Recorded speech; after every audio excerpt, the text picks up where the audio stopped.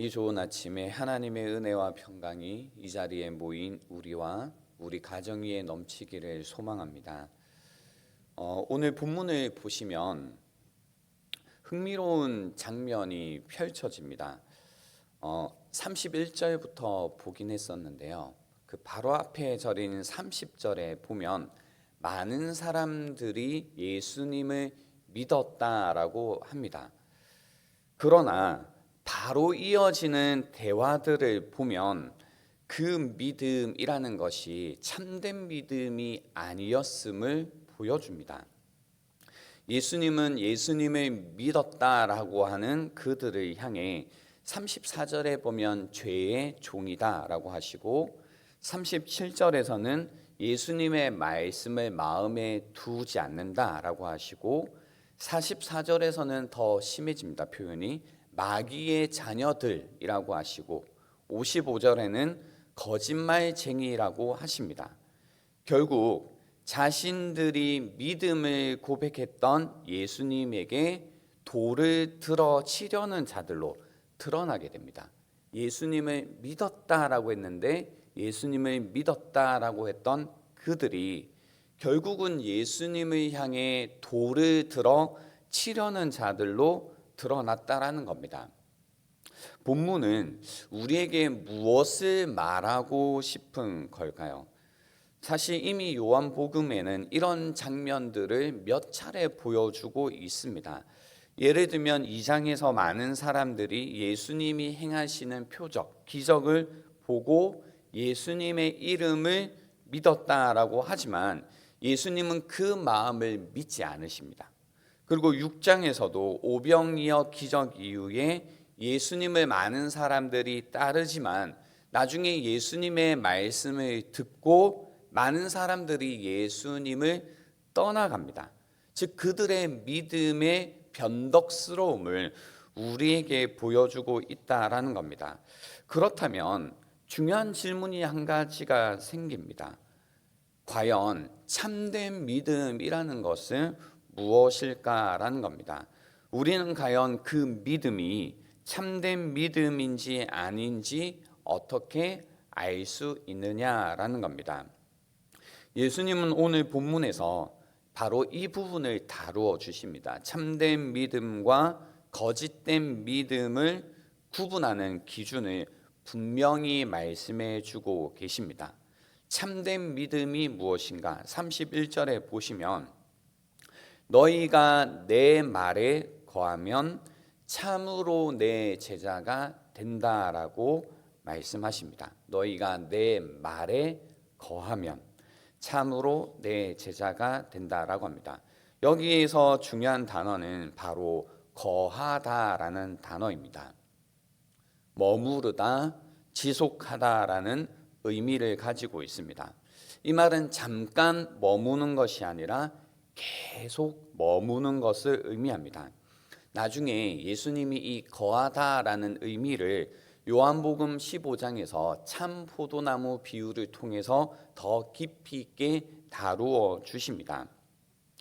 거하다, 예수님이 말씀하시는 믿음, 참된 믿음이라는 것은 계속 머무는 지속적으로 붙어있는 믿음을 말씀하십니다. 참된 믿음은 주님의 말씀과 가르침에 계속 머무는 믿음입니다. 더 깊이 이해하려고 노력하고 하나님의 말씀이 때로는 내 생각과 다를 때에도 그 말씀을 귀하게 여기며 삶의 중심으로 삼는 것, 그것이 바로 참된 믿음이라는 거죠. 우리는 모두가 사실 알고 있습니다. 믿음이라는 것이 어떤 한순간의 결단일 수도 있습니다. 어떤 사람은 뭔가 이 감동을 받고 예수님을 믿기도 하고 어떤 사람은 기적을 체험하고 예수님을 믿기도 합니다. 또 어떤 사람들은 어려움 속에서 하나님을 찾다가 그 하나님을 믿게 되기도 한다라는 겁니다. 하지만 요한복음이 우리에게 말씀해 주시는 것은 진짜 믿음이라는 것은 계속 말씀에 거하고 계속 말씀을 따라 살고 계속 말씀을 떠나지 않는 것이다 라고 말씀해 주시는 겁니다. 말씀이 내 생각과 다를 때도 말씀을 내려놓지 않는 믿음, 말씀이 때로 나를 불편하게 할 때에도 그 말씀을 떠나지 않는 믿음을 말씀하시는 겁니다. 말씀이 내 삶을 바꾸라고 요구할 때도 그 말씀을 붙들고 씨름하며 그 말씀대로 살아가는 믿음을 우리에게 말씀해 주고 계십니다. 예수님은 이어서 말씀에 거하는 사람들에게 놀라운 약속 한 가지를 하십니다. 32절을 한번 보십시오. 진리를 알지니 진리가 너희를 자유롭게 하리라 라고 하십니다. 진리를 알지니 진리가 너희를 자유롭게 하리라. 이 말씀, 이 약속이죠. 이 약속과 이 말씀을 들었는데 여기서 사실 이 말씀을 들었던 사람들의 반응이 좀 이상합니다. 진리가 너희를 자유롭게 하리라 라고 하면 이제 여러분 새벽이어서 그러신 거잖아요. 원래 이런 말씀 들으면 어떻게 반응하시죠? 아멘 이렇게 하시잖아요. 아닌가요? 불편하신가요? 그죠? 근데 여기에서 이 말씀을 들었던 분들은 즉시 반발합니다. 강력하게. 33절을 한번 보십시오. 그들이 대답하되 우리가 아브라함의 자손이라 남의 종이 된 적이 없거늘 어찌하여 우리가 자유롭게 되리라 하느냐라고 이야기하는 겁니다. 우리는 이미 자유로운데 왜 자유로워진다고 하느냐라는 거죠. 우리는 이미 자유로운 사람이다라고 합니다. 그래서 강하게 부인하는 겁니다. 남의 종이 된 적이 없거늘 어찌하여 우리가 자유롭게 되리라 하느냐라고 응답한 겁니다. 이 말이 유대인들이 정치적으로 한 번도 뭔가 이 지배를 받은 적이 없다라는 의미는 아닙니다. 사실 그들은 이미 애굽과 이집트와 바벨론과 로마까지 수없이 많은 나라들에 의해서 지배를 받았던 민족입니다.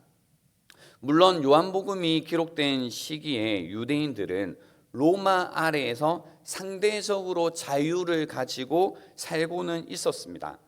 이들의 반응은 정치적인 자유를 말하는 것이 아닙니다. 이들이 말하고 있는 자유는 영적이고 내적인 자유를 말하고 있는 겁니다. 그들에게는 이런 부분에 있어서 자신감이 있었습니다. 우리는 아브라함의 자손이라는 겁니다. 우리는 하나님의 백성이라는 거죠. 우리는 율법을 가진 사람들이라는 겁니다. 그러므로 우리는 종이 아니다라고 생각하고 있었던 겁니다. 이 장면에서 우리는 마가복음 2장 17절 말씀을 다시 한번 떠올리게 됩니다. 17절에 이런 말씀이 있습니다. 건강한 자에게는 의사가 쓸데없고 병든 자에게라야 쓸데있느니라. 나는 의인을 부르러 온 것이 아니요 죄인을 부르러 왔노라 하신 이 말씀입니다. 유대인들은 자신들이 건강하다라고 생각했기에 의사가 필요 없다라고 생각했던 것처럼 마찬가지로 자신들이 이미 자유롭다라고 생각하기 때문에 해방이 필요 없다, 자유가 필요 없다라고 생각하는 겁니다. 남의 종이 된 적이 없거늘 어찌하여 우리가 자유롭게 되리라 하느냐라고 아주 불쾌한 어조로 응답하고 있는 겁니다. 그러나 예수님은 이들이 자기 자신을 보고 있는 상태와 완전히 다르게 사람들, 인간의 상태를 보고 계십니다. 34절에 한번 보십시오.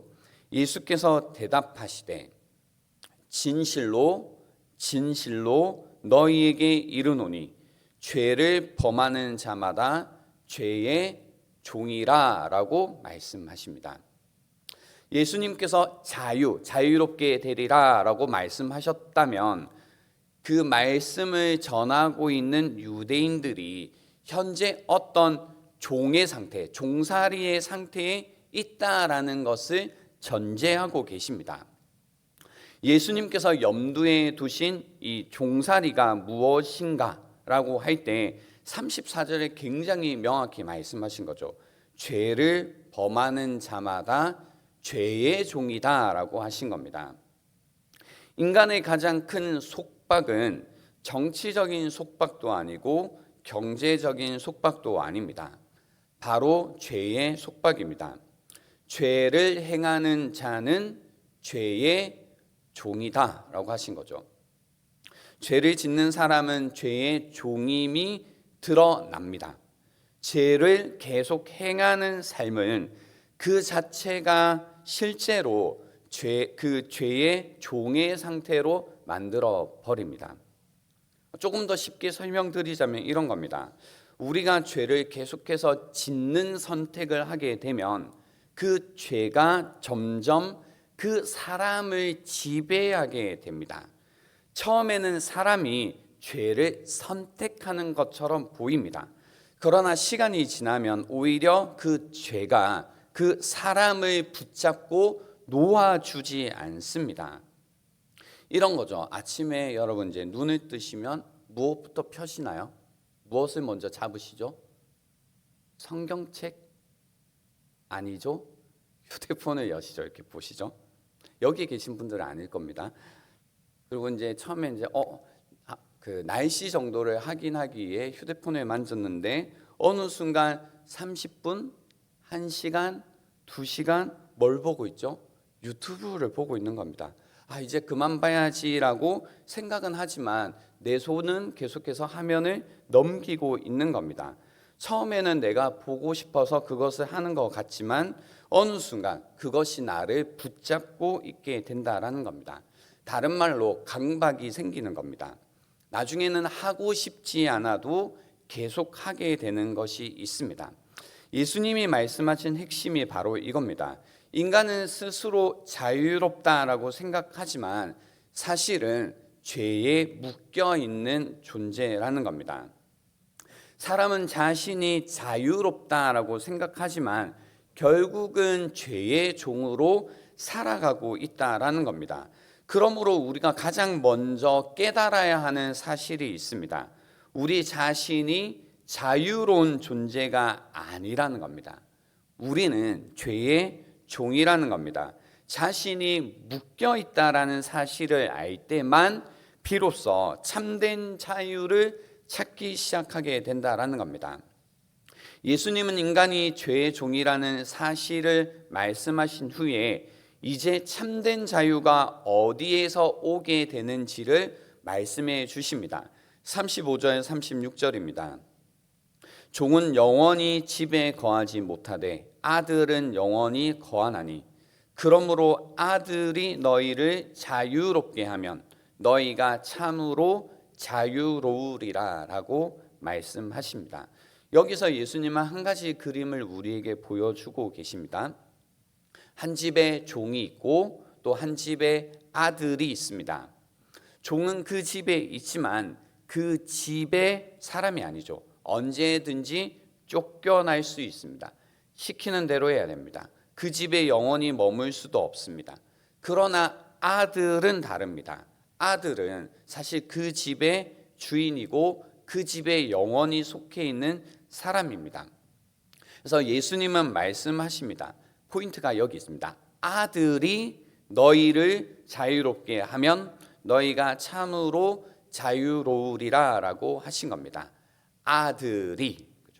아들은 주인의 권위를 가지고 있습니다. 그래서 아들은 종을 풀어줄 권한을 가지고 있습니다. 다른 그 무엇이 아니라 아들이 풀어주어야 한다라는 겁니다. 하나님의 아들이신 예수 그리스도만이 우리를 죄에서 참으로 자유롭게 하신다라는 겁니다. 그렇게 예수님이 우리에게 주시는 자유는 무엇일까요? 세상에도 자유라는 말이 많이 있습니다. 그래서 돈이 많으면 자유롭다라고 하죠. 그래서 요즘에 이제 이 30대, 40대들은 뭐에 대한 추구가 있냐면 경제적 자유에 대한 추구가 있습니다. 또 권력이 있으면 자유롭다라고 합니다. 또 어떤 사람은 원하는 대로 살 수 있으면 자유롭다라고 이야기합니다. 그러나 이제 우리는 알죠. 뭔가 원하는 대로 마음대로 사는 것이 자유가 아니라, 자유라는 것은 뭐예요? 원하는 것을 마음대로 하는 것이 아니라 원하는 대로 통제할 수 있는 능력을 자유라고 하죠. 내가 무언가를 통제할 수 있는 것. 그래서 무언가를 내가 먹는데 나를 통제하지 못하고 먹으면 자유롭게 먹는 게 아니죠. 내가 막 마음껏 먹다가도 언제든지 다 끊을 수 있는 그 사람을 자유롭다라고 얘기하는 겁니다. 마찬가지로 성경이 말하는 자유는 무엇이든 마음대로 하는 자유가 아닙니다. 그것은 죄의 지배, 죄의 속박에서 풀려나는 자유입니다. 그래서 하나님의 통치를 받는 자유입니다. 통제하기 위해서는 하나님의 통치를 받아야 됩니다. 그러므로 참된 자유는 죄의 지배에서 풀려나 우리가 마땅히 해야 할 일을 할 수 있는 자유입니다. 다시 한번 말씀드릴게요. 참된 자유는 죄의 지배에서 풀려나 우리가 마땅히 해야 할 일을 할 수 있는 자유입니다. 사람은 죄 아래 있을 때 하나님을 사랑하고 싶어도 사랑하지 못하고, 이웃을 사랑하고 싶어도 사랑할 수가 없습니다. 그러나 복음은 우리를 자유롭게 합니다. 그래서 사도 바울은 갈라디아에서 이렇게 이야기합니다. 5장 13절입니다. 형제들아, 너희가 자유를 위하여 부르심을 입었으나 그러나 그 자유로 육체의 기회를 삼지 말고 오직 사랑으로 서로 종노릇하라라고 이야기합니다. 사람을 사랑할 수 있는 자유를 이야기합니다. 사랑으로 사람을 섬길 수 있을 때, 사랑할 수 있을 때 그 사람이 자유롭다라고 이야기하는 겁니다. 죄에서 해방되어 하나님께서 우리를 창조해 주신 그 목적대로 살아갈 수 있는 상태가 자유의 상태라는 겁니다. 그러므로 우리가 붙들어야 할 결론은 이것입니다. 참된 자유는 예수 그리스도 안에 있습니다. 아들이 너희를 자유롭게 하면 너희가 참으로 자유로우리라 라고 하신 겁니다. 그러므로 우리는 주님의 말씀 가운데 거하고 그 말씀을 붙들어 진리 되신 예수님께서 주시는 참된 자유의 능력을 입어야 됩니다. 그 가운데 마음껏 사랑의 삶을 살아가는 오늘 하루가 될 수 있기를 바랍니다.